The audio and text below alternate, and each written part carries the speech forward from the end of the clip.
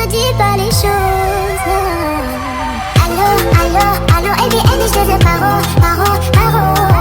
Allô, allô, allô, ABN, je te fais paro, paro, paro. Welcome back, guys. I know my uploading recently has been a little bit all over the place, but hopefully today's video makes up for that. Right behind me here we have one of the coolest and probably most iconic BMWs ever made. Keep it on task, pulling off flex, keep it on track,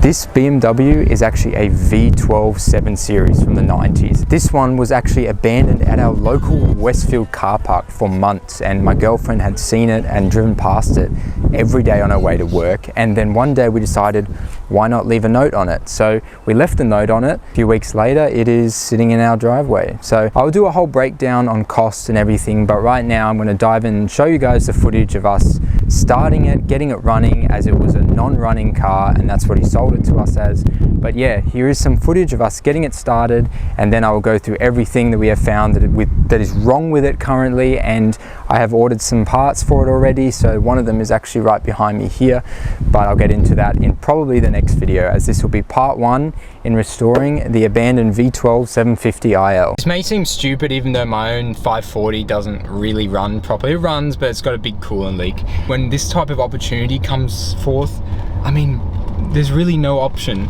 but to just send it. So as you can see, we have the beautiful V12 right here in all its glory in the middle of a Westfield car park. So this is very much like as abandoned as it gets, kind of. Some wires and stuff that we need to... I'm gonna try and jump it, yeah. Just see what happens. Does it crank, does it not? Yeah. If not, what's the next step? If not, then it could be a starter, could be something. Might have to give the starter. So we have power. Pretty much everything is working, which is a good sign, minus a few little BMW kinks, but it is old. I'm gonna give the starter motor a little whack, give it a try, see how it goes. Try. So I don't hear a fuel pump prime or anything, so let's look for that. Let's look for that fuse and see. So I checked the fuel pump fuses for this car. These happen to be in the boot in this model, and it was actually loose. So that's why we didn't hear it prime when we initially tried to crank it. We got it started. Alright, so officially the first drive of the car. I've let it sit here running for a bit, but officially the first drive. This is the first time it's moved in probably about 2 months. It's not in the best condition right now, obviously, but that's pretty cool. So we are officially in the new 7 Series V12 E38, and it is running smoothly, idling smoothly. There's a few little electronic kinks which I will explain later. I've been trying to figure out. I'm pretty sure it's just a fuse or something simple, but hopefully it turns out to be something simple, because the parts that we require are like $400 each, which would not be fun. So let's pray. Right, so we have the 750 at Jeremy's place, who's behind the camera right now.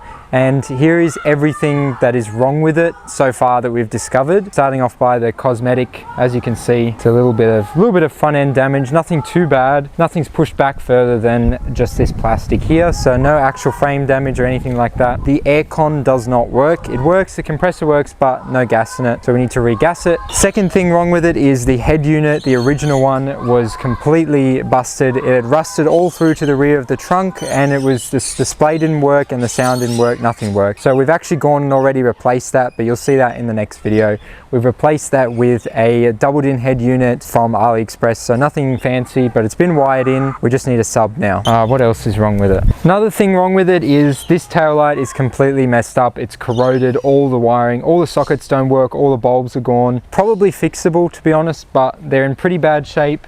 And this one is actually got a massive crack through it. So we're going to end up replacing both these tail lights with some facelifts, some better ones. They're a lot clearer and don't have this disgusting orange blinker on it. It'll just be white all around, as well as the missing badges, but I've already gone and got some, so we just have to put the badge on that. Okay, so another thing is, as you can see back here, You can see it's missing the entire wiper mechanism that is just taken out of the car for now, and this is where the motor sits back here right next to the ECUs. So we've tested all the relays and it is just the motor that sits there that doesn't work. So we've actually already ordered one. Again, we'll go through fitting everything and fixing stuff in the next video, but parts are in, parts are on the way, waiting for that one. They're like $500-600 if you want to order them from America. So we ended up finding a used one for only like 250 bucks, which is pretty good, provided it actually worked, but it hasn't come yet. That's pretty much it so far. We'll end up doing a full service on this beautiful big V12, this 5.4 litre, and then see how it turns out eventually.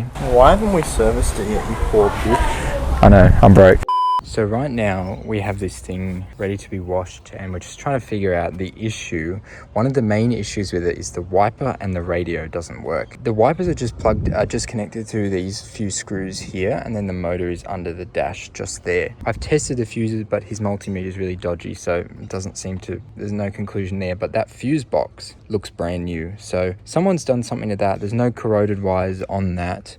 Now we just have to give this a crack, this motor, and hopefully that's the culprit and it's burnt out or something like that, not some really serious issue with wiring throughout the entire car or something like that. We've tried giving it a good old whack and moving the blades a little bit just to see if that does anything, but I'm pretty sure we're going to have to pull that wiper motor out, which is unfortunate. There's very few of these cars currently on the market, with one sitting at $45,000. Although 45 grand is a semi-unrealistic figure because ours has a lot more kilometers on it, sitting at 210,000. Our plan for this car wasn't necessarily to make a lot of money on it, it was just to have a fun project and eventually take this thing on a pretty big road trip, hopefully in January of 2023. If you ever need a detail and you're in the Sutherland Shire, you should. Sydney, he's mobile and he offers detailing services.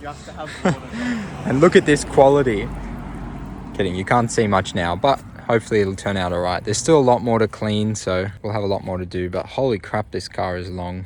So if you watched our other BMW, abandoned BMW project, this is it currently. It's actually looking pretty nice, apart from the hood. The rest of the car is really clean. So is the inside. A lot cleaner than it was before. The leather's also obviously pretty worn out and the paint's not the best, but Jeremy has kept this thing looking really good. I know it looks rough, it definitely needs a paint job, but our intentions with this project were just to make it a reliable daily and not a show car. If you want to watch the full video on that we did, it is one of my recent videos and I'll link it right above. What are these socks? Peep Jeremy's socks. Did you get them on special or something? I got them for free at Woolies when I bought 2 packets of M&Ms. And it was half price, so it was a good deal. I got some Barista Bros socks when I did that once. So why on earth did the previous owner let this mechanically sound, beautiful V12 BMW go for only 3 grand? The owner was completely upfront with everything and told us everything he knew that was wrong with the car. However, he just stated that he came back one day and it wouldn't turn on and he couldn't be bothered dealing with its hassles. Clearly, we were able to start it within a few hours, so I'm not quite sure what the serious issue was, or if there was any, or maybe it was just a stuck starter, dodgy battery, or that one fuse that had semi-fallen out. Regardless, this thing was an absolute steal and 100% worth its weight in parts if something serious did go wrong.